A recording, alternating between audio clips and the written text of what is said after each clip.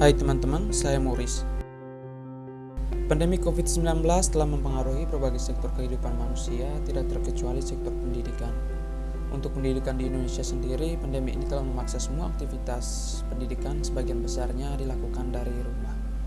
Khusus untuk proses perkuliahan, semua kampus di Indonesia sejak pertengahan Maret lalu telah secara bertahap meliburkan aktivitas tatap muka secara langsung di kampus dan digantikan dengan perkuliahan daring atau perkuliahan online. Meski mengalami berbagai kendala, perkuliahan secara daring ini tetap dilaksanakan karena tidak ada alternatif yang lebih efektif untuk menggantikan perkuliahan daring pada masa pandemi. Memasuki bulan Juni ini, pemerintah telah mengambil kebijakan untuk menerapkan new normal atau normal baru yang bertujuan untuk menghidupkan kembali produktivitas masyarakat. Meski fokusnya untuk membangun kembali perekonomian, new normal juga menata berbagai sektor lain termasuk sektor pendidikan. Beberapa kampus berencana memulai kembali aktivitas perkuliahan tatap muka secara langsung pada tanggal 15 Juni. Ada juga yang berencana untuk pada tahun ajaran baru akan menerapkan kuliah daring yang akan dilakukan sampai ujian tengah semester dan selanjutnya akan dilakukan perkuliahan tatap muka secara langsung. Namun, ada beberapa kampus lain yang masih belum memberikan keterangan pasti kapan akan memulai aktivitas kuliah secara normal. Lalu, kira-kira seperti apa gambaran perkuliahan pada saat new normal? Setidaknya ada 3 kemungkinan strategi yang akan diterapkan oleh kampus-kampus untuk melaksanakan perkuliahan pada saat new normal ini. Pertama, kembali berkuliah secara normal melalui tatap muka secara langsung. Pilihan pertama ini sangat mungkin terjadi mengingat ketidakefektifan proses perkuliahan secara daring. Kendalanya diakibatkan oleh beberapa hal seperti kurang atau bahkan tidak adanya infrastruktur layanan penyedia jaringan, smartphone, laptop, sama komputer yang tidak semuanya dimiliki oleh mahasiswa. Biaya yang dikeluarkan untuk perkuliahan ini cukup tinggi khusus pada pembelian paket internet dan kesulitan beberapa dosen dan mahasiswa dalam mengoperasikan layanan perkuliahan daring karena tidak terbiasa. Dengan kembali memberlakukan perkuliahan tatap muka secara langsung, maka setidaknya kualitas perkuliahan akan semakin baik.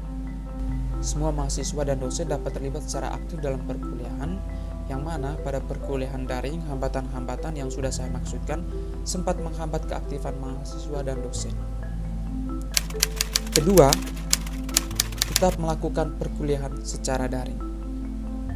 Strategi kedua ini mungkin masih terus dilaksanakan oleh kampus-kampus yang berada pada daerah penyebaran kasus COVID-19-nya tinggi dan masih menimbang-nimbang bahaya kesehatan bagi mahasiswa dan dosen. Meski jumlah kasus pada suatu daerah nol atau pada zona hijau, kemungkinan kampus-kampus masih mempertimbangkan hal lain seperti fasilitas yang sesuai protokol kesehatan tidak tersedia, jumlah ruangan terbatas, dan kedisiplinan masyarakat yang masih rendah. Memang maksud pemerintah sangat baik dengan menerapkan new normal atau normal baru yang menghidupkan aktivitas masyarakat. Namun, masing-masing daerah memiliki pertimbangannya sendiri yang tentu saja didasari oleh faktor terutama situasi sosial dan fasilitas pelayanan.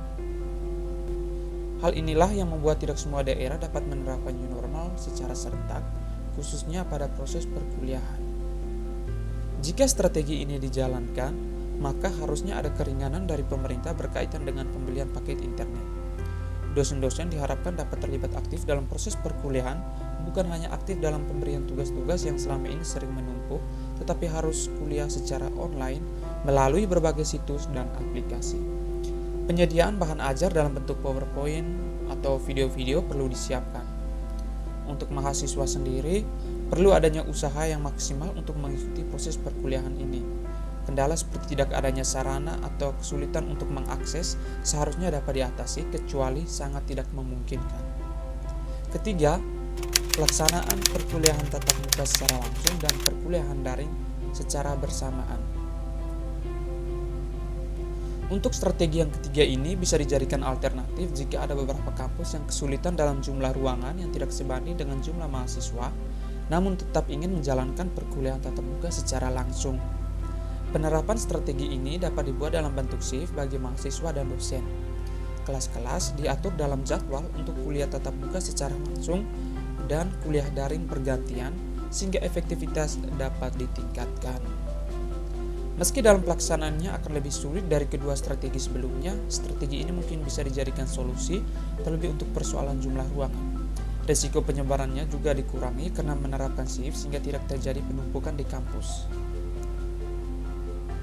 Apapun strategi yang akan diterapkan oleh masing-masing kampus, itu semua seharusnya dipertimbangkan secara matang oleh pemangku kepentingan. Jika strategi pertama dijalankan, maka baik pihak kampus maupun mahasiswa dan dosen perlu memperhatikan berbagai hal, di antaranya penyediaan alat tes suhu badan pada setiap jurusan sesuai jumlah ruangan, penyediaan air dan hand sanitizer, memakai masker, menjaga jarak, dan mengatur jadwal perkuliahan kelas gabung sehingga dapat dibatasi. Kunci sukses penyelenggaraan ini adalah masing-masing pribadi memperhatikan protokol kesehatan yang sesuai dengan standar pemerintah. Jika strategi kedua dijalankan, maka perlu adanya kemudahan akses bagi mahasiswa dan dosen dalam mengikuti proses perkuliahan daring atau online. Keseriusan antara mahasiswa dan dosen juga perlu dibangun, terutama kerjasama antara dosen dan mahasiswa, sehingga kualitas perkuliahan tetap dijaga meski menggunakan perkuliahan online atau daring. Itu saja kemungkinan 3 strategi yang akan dijalankan pada saat new normal ini. Apapun strategi yang akan dipilih, semoga strategi itu adalah strategi yang terbaik yang sesuai dengan kebutuhan dosen dan juga mahasiswa. Bagaimana menurut pendapat kamu? Silakan ditulis pada kolom komentar. Jangan lupa like, subscribe, dan share. Saya Morris, sampai jumpa di video selanjutnya.